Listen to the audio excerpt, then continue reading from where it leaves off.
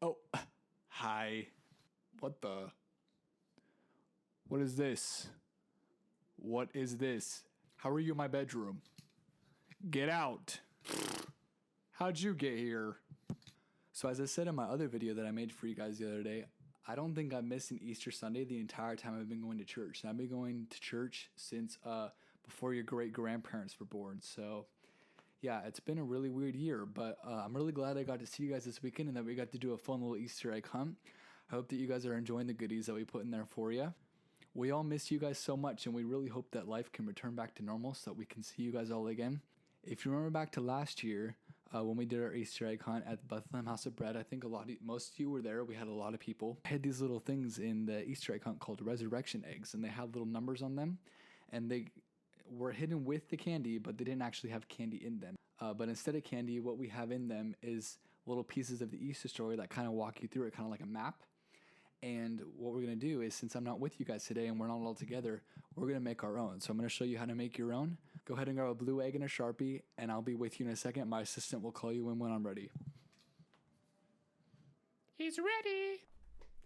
All right, so here we are sitting at my desk. I'm going to go ahead and start right away. I have my resurrection eggs right here.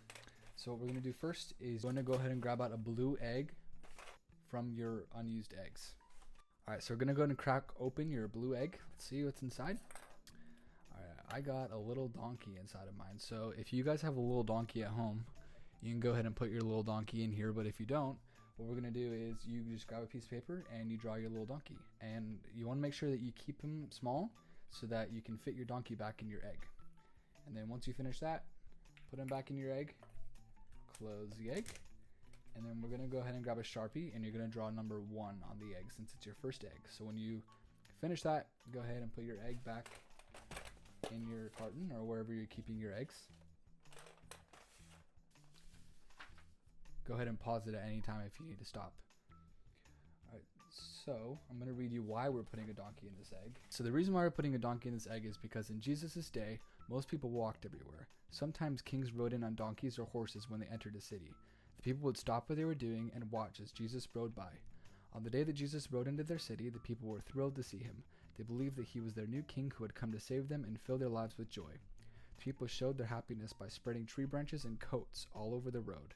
This was also their way of showing honor to Jesus, much like we would use a red carpet for a celebrity today. So Matthew chapter 21, verses 2 through 3 and 6 through 8 say, Jesus sent 2 disciples, saying to them, Go into the village in front of you, and immediately you'll find a donkey tied and a colt with her. Untie them and bring them to me. If anyone says anything to you, you shall say, The Lord needs them, and he will send them at once. The disciples went and did as Jesus had directed them. They brought the donkey and the colt and put on them their cloaks, and he sat on them. Most of the crowds spread their cloaks on the road, and others cut branches from the trees and spread them on the road. All right, so next egg we're going to grab is a pink egg. With your Sharpie again, go ahead and grab it and draw number 2, just like this. All right, so when you crack open your egg, what I have inside is silver coins. So what you can use for this is a quarter, maybe a dime. If you really need to use a penny, you can use a penny. It says silver coins in our story, but as long as you know what they mean, it's fine. So go ahead, get up, go grab a quarter, a nickel, a dime, or a penny, and go ahead and stick it in your egg. Okay, so after you get your coin, go ahead and stick it back in here, close it up, make sure you have a number 2 on it so you know what it is, and then put it back. And I'll tell you why we put a coin in this pink egg. So not everyone was happy to have Jesus as his king. Some people only pretended to be happy, but on the inside, they really didn't want anything to do with him. One of those pretenders was a man named Judas. Some other men hated Jesus so much that they wanted to kill him, but they needed the help of someone who could get them close to Jesus. Because Judas was a pretender, and because he was greedy for money, he told these men that he would help capture Jesus if they'd pay him 30 silver coins. So Matthew chapter 26, verse 14 says, Then one of the 12, whose name was Judas, went to the chief priests and said, What will you give me if I deliver him over to you? And they paid him 30 pieces of silver. And from that moment, he saw an opportunity to betray Jesus. So, again, that's why we have your coins inside your pink egg. All right, so the next egg we're going to grab is a purple egg. Don't forget to draw your number on it. We're going to do number 3. And when we open up this one on the inside, there we go, got it. We're going to have a, whoa, I dropped it. We're going to have a little cup that looks like this. You can see it on that camera. So with your cup, if you have a little cup like this, go ahead, go grab it, and you can stick it in here. You don't have to keep it in here forever. It's really just for this week so that you remember the Easter story. But if you don't have one, go ahead and just grab out that piece of paper that you drew on before, or if you have a piece of paper that you can grab now, go ahead and grab another one. And then you're going to draw a little tiny cup, and then you're going to stick it in your egg. While you guys are doing that, I'm going to read you why the cup goes in the egg. So Jesus had a special dinner with his disciples, 12 of his closest friends who traveled with him and learned from him. During the meal, Jesus stood up and held out a cup and gave everyone a drink. Then he said something that was hard for them to understand. He said the wine in the cup was his blood. So he didn't mean that they would actually be drinking blood. The wine was like a symbol or a picture of his blood. So they're really drinking wine. He wanted them to remember the special night and covenant or promise that he made them to all people. So hopefully you guys know what the promise is, but if you don't know what the promise is, we'll find out later. The next egg we're going to grab is an orange egg. So don't forget to draw your number 4. And in my egg, you guys aren't going to have this because this is made special for this, unless maybe you have emoji stickers. But in my egg, I have praying hands. So if you don't have something like this, go ahead and get that same piece of paper out and you can draw something that looks like praying hands, or you can draw a little picture of somebody praying maybe on their knees with their hands together, however you think praying looks like. Go ahead and draw a picture of that.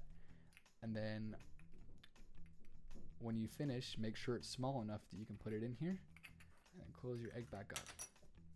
Oops. I'll show it to this camera too. So, after dinner with his disciples, Jesus took them to a garden. He asked them to pray while he went to another place in the garden and talked to God alone. He began to be sad and to dread what he knew was going to happen soon. Jesus was going to die. Jesus was willing to die. He once said, "Nobody takes my life from me, but I lay it down on my own accord." You see, one of the remarkable things about Jesus is that he is all God and all man. So the God part of him was willing to die because of his great love for us, but the human part of him did not want to experience the pain and the suffering that comes with dying on a cross. So when you're afraid or sad, Jesus wants you to remember to pray just as he did, which is something that's very important for what's happening right now. A lot of us are scared, and praying is something that will help get us through this. So Mark chapter 14:32 says, "And they went to a place on a hill, and he said to his disciples, 'Sit here while I pray.' And he took with him Peter, James, and John, and began to be greatly distressed and troubled. He said to them, 'My soul is very sorrowful, even to death. Remain here and watch.'" So when you guys finish that egg, we're going to go ahead and grab a green egg. And remember to draw your number 5 on it. And in my egg, I have a little piece of rope that looks like this. Looks like this, if you can see it. So if you have like an old shoelace, maybe you can stick like a little piece of an old shoelace in here. Maybe your mom or dad has some yarn or a piece of string that you can put in here. But go ahead, and if you need to pause the video, you can pause the video to find something to put in here that represents a whip, and I'll explain what a whip is in a second. Don't forget to draw your number 5. So when Jesus finished praying in the garden, the men who wanted to kill him took him as their prisoner. Then they brought Jesus to Pilate, their ruler, and he had Jesus whipped. A whip was long and hard, and it hurt Jesus so much that he bled. So a whip is like a long rope that's long, hard, and has like sometimes a little ball in the end that scratches up your skin, and it makes a crack sound. So when you snap it, it goes whoosh, whoosh, and it leaves scratches on wherever you get whipped at. It hurts very badly. So Jesus hadn't done anything wrong. The men who wanted to kill him were afraid of losing their power, so they wanted Jesus out of their way. They knew that if people really believed that Jesus was the Son of God, which he was, they would follow him. So John chapter 19 verse 1 says, "Then Pilate took Jesus and flogged him," or whipped him. Alright, we're going to go ahead and grab your yellow egg. We're going to draw number 6 on it because this is our 6th egg. And then inside mine I have nothing, just like you guys do, so I get to kind of do this one with you. So if you guys remember way back to kindergarten, some of you probably drew something like a hand turkey. Maybe it was even preschool. So you trace your hand like this. I already did mine. You trace your hand and then you draw a little face, a little beak on here. Make it look like a turkey. And you can draw feathers and you can decorate it however you want to. But you get to choose how much you want to decorate it. And then once you're finished, hopefully it's small enough that you can fold it up and put it inside. If you don't want to crinkle it up, you can just draw a picture of a turkey. Actually, it's a rooster, so you can draw a picture of a rooster. Alright, so for Peter, one of the disciples of Jesus, the sound of a rooster crowing triggered great sadness and caused him to cry. Here's what happened. Peter was one of Jesus' closest friends. He once promised Jesus that no matter how dangerous things might become, he would always be loyal. Jesus could depend on him, but that began to change when Peter realized that those who planned to kill Jesus might want to kill him too. In fact, Peter was so afraid he denied even knowing who Jesus was. Just the evening before, when Peter had promised to be loyal, Jesus took him and he would indeed deny knowing him. Not just once, not even twice, but 3 times he said he didn't know Jesus. And in fact, it happened just as Jesus said it would. The rooster was still crowing when Peter remembered what Jesus had said. Before the rooster crows twice, you will deny me 3 times, says Mark 14, verse 30. Peter was so ashamed that he ran away and cried. Mark chapter 14, verse 71 says, But Peter began to invoke a curse on himself and to swear, I do not know this man whom you speak of. And immediately the rooster crowed a second time. And Peter remembered how Jesus had said to him, Before the rooster crows twice, you will deny me 3 times. And he broke down and cried. So you guys don't have a light orange egg. You have a different set than I do. So we're going to reuse your orange egg, grab another orange egg, and then we're going to write a different number on it. So we just finished number 6. The orange egg should be number 7. Mine looks yellow on the camera, but it's orange in real life. Okay, so when you open up this egg, we have a little crown of thorns. It looks like this. And to get something like this is special to the set, so you're not going to be able to get one of these unless you're very crafty. But what you can do is ask your parents to help you and go outside and maybe try and find a rose bush and snap a thorn off. But if you're not able to go outside, what you can do is just get a safety pin or a thumbtack. See if I can find a thumbtack. So a thumbtack looks like this. It goes in your wall to hang pictures up and stuff. So if you want, you can go ahead and get a thumbtack if you can't go outside and get a thorn.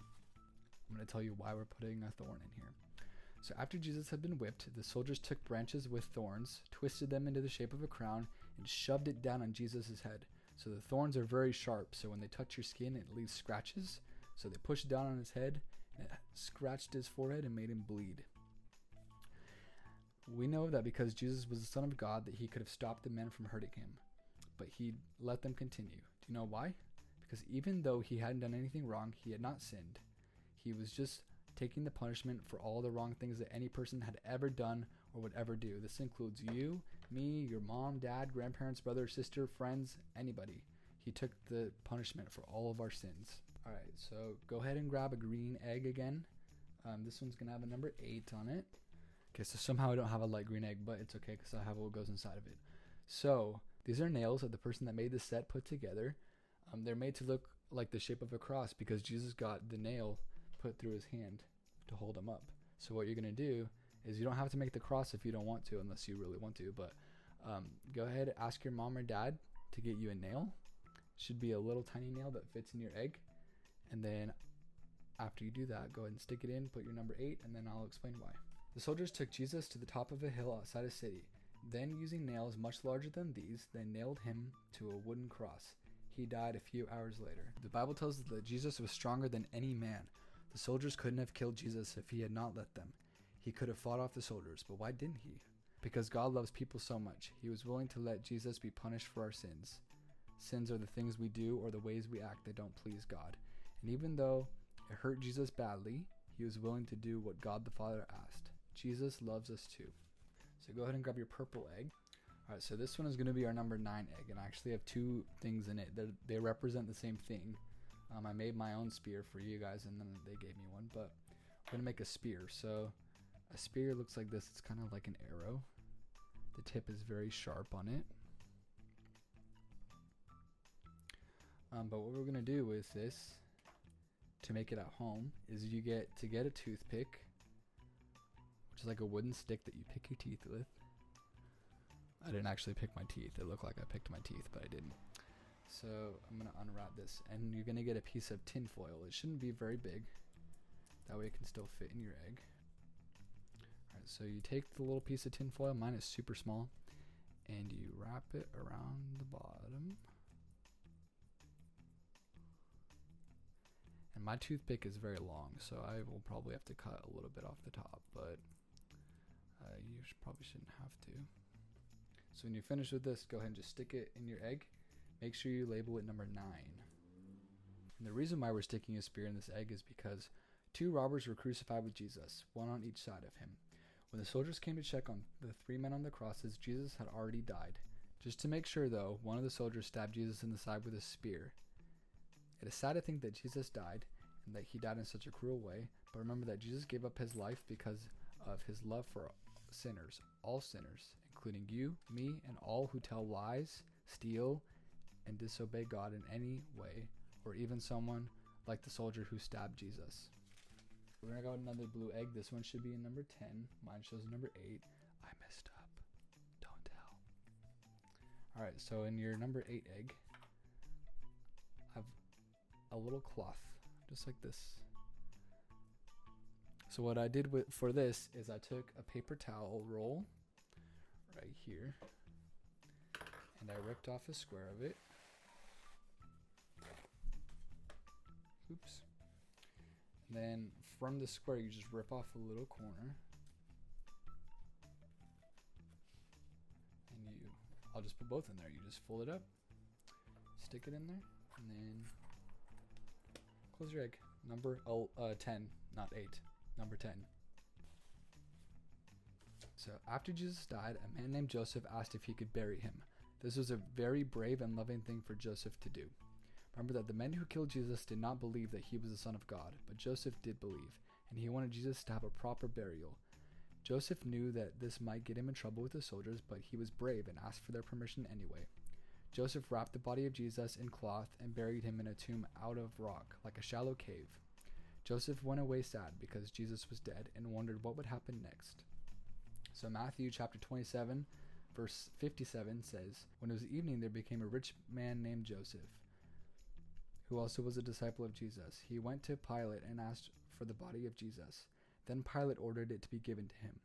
And Joseph took the body and wrapped it in clean linen, which is what our paper towel represents, and laid it in its own new tomb, which he had cut in the rock. And he rolled away a great stone to the entrance and went away." Alright, so our pink egg, I currently don't have anything in it. This should be number 11. So for this egg, go ahead and go outside and find a rock, and then you can put a rock in here. You could put a couple of rocks in here. Just make sure they're small enough that they fit in your egg.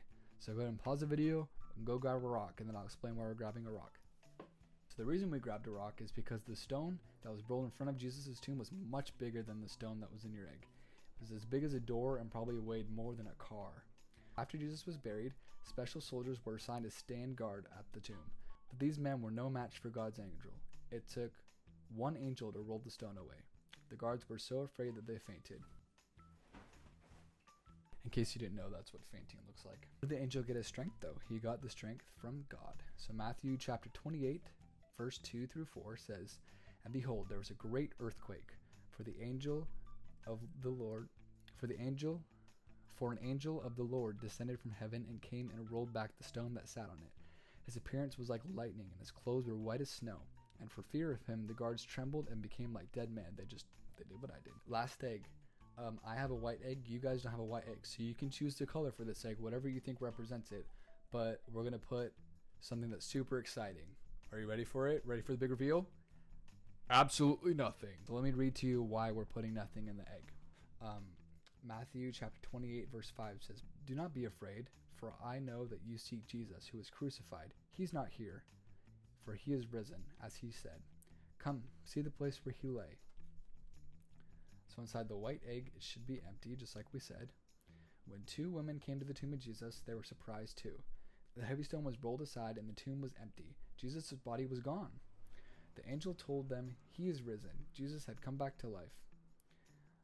This was the promise that Jesus made to his disciples at their special dinner just a few days before, that he would die, but come back to life to show those who believed in him that they would live forever too. Someday, because he died for us, we can meet him and thank him in heaven. And that's the story of Easter. So it's fun to go through these eggs with you guys. I hope that you guys enjoyed it. And I hope that you guys were able to make all the parts of it. Go ahead and have your parents text me a picture because I want to see you guys making the eggs. Hope that I'll see you guys again soon. I think we'll be setting up a Zoom call again. Katura asked for it, so we'll probably do another Zoom call again soon. If you guys want to join, I'll send your parents another email.